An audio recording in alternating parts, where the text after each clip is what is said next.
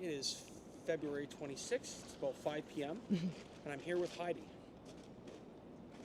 How you doing, Heidi? I'm doing good, thanks.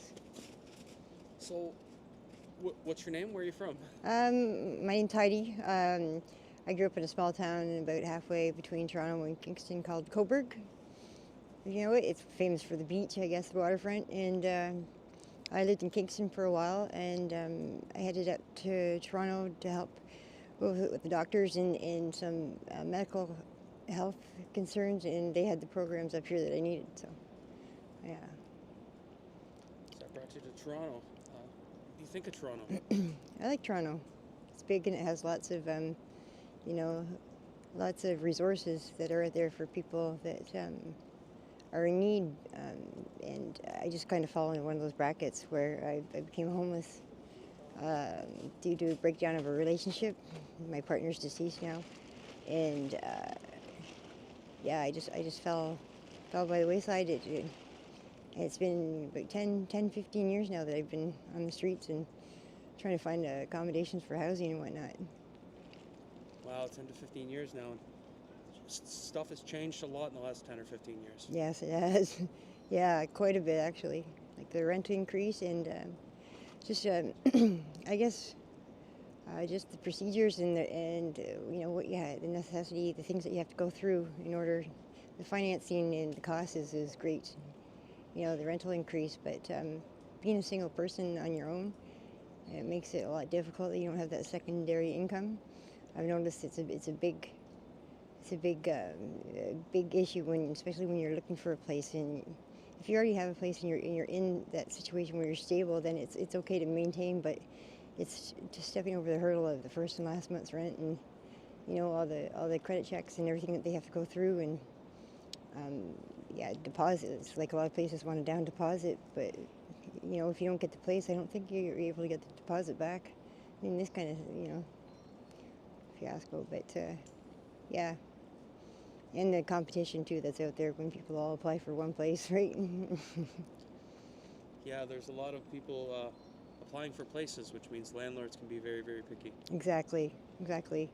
You know, well, the pet laws and then the smoking and this and that, but you know, just when it comes down to a lot of discrimination if you don't have a place, or you got no credit background because you haven't had a place in secured in the last year or two. Landlords look at that as well, so that causes yeah, a lot of the problems when they're doing any decision or making, if it's just one or two places that they're looking to fulfill. So of course you're going to pick somebody that's moving from a stable place. That way they see it that you didn't have any issues with them not getting their money or any damages done to their place. So they can be picky and choosy. So, in this particular spot, how long have you been here right now? In this particular spot? About 2 months, I guess. 2 months? Yeah. How did you shelter yourself through the cold? How did you make it through? Well, the three of us were together in one tent and just basically rely on body heat from each other. You can't really have a fire because the fires, safety and the laws and whatnot, and any hazards that could be like with carbon dioxide, and in a small little confined area, and they constantly check on that. So anybody that does that to keep warm, that we're constantly threatened. There'd be charges or fines, laid out, so we have to obey by that law. But other than that,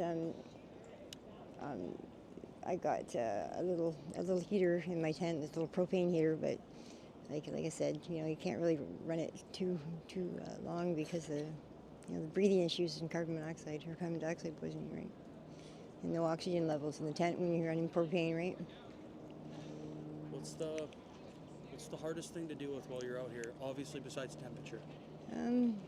The space, being able to, well, safety issues, I guess, if you're on your own. You're constantly waking up to some kind of fight or, screaming or yelling, or, people that have mental issues. They're usually out roaming the streets, and you never know what, it's unpredictable what kind of mood they're in, or what they could do damaging to your property, or, even your safety. Just from any kind of violent act or anything like that, or theft. You know, my bike got stolen. It was there for like 3 days tops, and it got stolen. You know, even just the cost of living is a lot higher when you're on the street too. Like, 'cause, you know, yeah, it is. It costs way much more because you're always having to, you either have to eat out, or you know, you can't just do laundry and wash your clothes. You have to, they end up getting thrown out because they're ruined. You end up having to buy new clothes. It's just a lot more convenient. But battery packs for things, constant power, you know, things such as like little space heaters or that need to be powered, or you know, your cell phones, or you constantly have to have a cell phone with you for, you know, any interviews or any callbacks on places that you're looking for, or jobs or work or anything like that. Like, you need to have that communication opened. Ice falling was a big issue. We had to move the tent because big slats of ice were falling off the sides of the roof. And I never even thought about the ice falling off the roof. oh no, it was really dangerous there the other day. It was at least you know, 5 to 7 inches thick, and it was just like, you can see some of the chunks around the tent over on the other side. But if it had fallen on any one of us, it would have killed us, right? So we ended up having to move stuff down here, and now because we moved everything down here with the thaw on, everything's getting soaking wet, right? So things are getting ruined. You know, they just recently, you know, have a street allowance, but you know, you have to budget that to 100%. But with that budget, you know, another thing, if you're staying on a friend's couch, and anything that you have to bring for yourself, like, you have to accommodate for them as well. You know, just to stay at their house, or just to get in from the night off the street. If you buy supper for yourself, and of course you're not going to just sit and eat it by yourself. You're going to have to, you have to supply the person, or they're going to have no incentive to let you stay on their couch or anything, right? So, yeah, it's a constant money. Like, it's 10 times more what it would cost you if you had a roof over your head and you're on your own, having to, yeah. I think people, if they think groceries are expensive now, they don't know how expensive groceries are when they don't have a fridge. Right. When you have to buy everything one time, you can't spread it out over a couple days. You have to, one portion at a time. Exactly. It's way more expensive doing that, because, you know, when you can buy in bulk, we all know buying in bulk, like, you can separate it and portion everything out yourself, right? But even just, you know, things that need to be refrigerated, you know, I find it, you can keep it like a swag. I had ice cream there, but it didn't last at all. So it's going to get thrown out like a big tub of ice cream. I thought it would have been okay in the ice like that, but you know, milk or anything like that, you know. Or people don't get even simple things like a loaf of bread. Mm-hmm. It's hard to keep when you don't have the space. Oh, exactly. Yeah. Even when you do, like, it's nasty. Like, after carrying it around with you for a couple of days, you don't want to eat it. It's unappetizing. It's been in a bag rolling around with all kinds of other stuff, you know. And you're always, like, it's not like you can stop and stand in one place for any more than 10 minutes. A security guard's coming out to shoo you away. Like, you know, I thought we were in Canada where, you know, everything was, you know, there's no private property. You know, you can walk around and, you know, but you can't. Like, I mean, just go take a seat. See, you've been walking all day long and you're exhausted. You just sit on the side of the, you know, the post over there. A security guard would come out and tell you to leave. Like, it's private property. I guess they had new laws or something. Trudeau had changed. These new laws were imposed about private property and taking you away and putting you in a penitentiary without even seeing a judge if you've breached that, or they charge you with trespassing. Like, all these crazy laws coming into effect. Like, I don't know. It doesn't matter as long as they hold the key and they can lock you away. Like, you're going to have to comply with it and listen to them, right? Regardless of who it is. It could be just any Joe Blow off the street. You know, they got a gun in their hand. You're going to comply with them, right? Yeah. So once you get into a better position, housed in a better way, what dreams do you have? What do you like? Do you have hobbies? What do you want to do? Yeah, I've got tons of hobbies and things that I'd like to do. I'd like to start, you know, working online. I repair computers and stuff like that, build computers. I do buy, sell, and trade kind of deal, just buying and selling online and trading. You know, you need to adhere, you need to be able to, you know, have discipline yourself to sit down and pay attention to the ergonomics and all the, you know, things that are going on around you with the sociology. and pay attention to what the trends are in the market and what the prices are, and da da da da da. Like, you have to have a real keen eye to be able to observe and see where it fluctuates in the market. And you can't do, that's another thing you can't do unless you can adhere yourself to, discipline to sit down and pay attention to your customer database and be able to respond to them and reply to them right off the bat. If not, they're going to lose interest and move on to the next vendor. If you don't pay attention to them or be able to respond or reply to them right away. And of course, they're going to move on, right? But you can't do that when you're constantly moving around. You can't do that. You can't hold any kind of,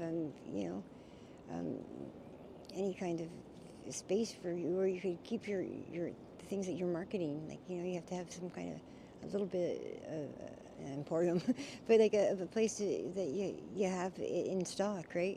Because if you don't have that and the customers you're calling you got it on back order and stuff like that, like I said, they're just going to forget you and move on. But the more you're able to adhere to it, right, pay attention to it, right down to it, just like a child. Your businesses, you have to sit and pay attention to it constantly and watch it until it grows and gets its own reputable positive feedback and whatnot. Then there's no point in starting it and doing it until you can sit down and focus on it. If you had one message that you could tell the decision makers in the city, what would you tell them? If I'm sorry? If you had one message that you could tell the decision makers at the city, at City Council, what would you tell them? Just how the trickle down effect, like how everything gets set in a trend, or if first if one person falls, then it seems to be a trend. Well, everybody's going to fall. Everything goes in a sequence number if they be able to understand. But causing one, this seems to happen every 26 to 38 years. You see it all along Canada, like in every province, you'll see tents lined up. It seems to be like a certain pattern that happens on after a war, there's a pandemic, and after the pandemic, there comes this tented city thing. But it happens because of one person or all. Like, well, once things are situated, you get certain people are housed. Everything falls into effect therein after. It's like a revolution, They cause one person knocked out and caused to be homeless. You'll notice a trend where it just seems to it trickles down and it snowballs and it falls. I don't know how to put that into any kind of shed light, but I feel my situation is it was an outside influence thing, and oppression was kind of placed on me, because wherever I go, it seemed like things were done deliberately that caused this kind of thing to happen for me, this pattern of being homeless. But I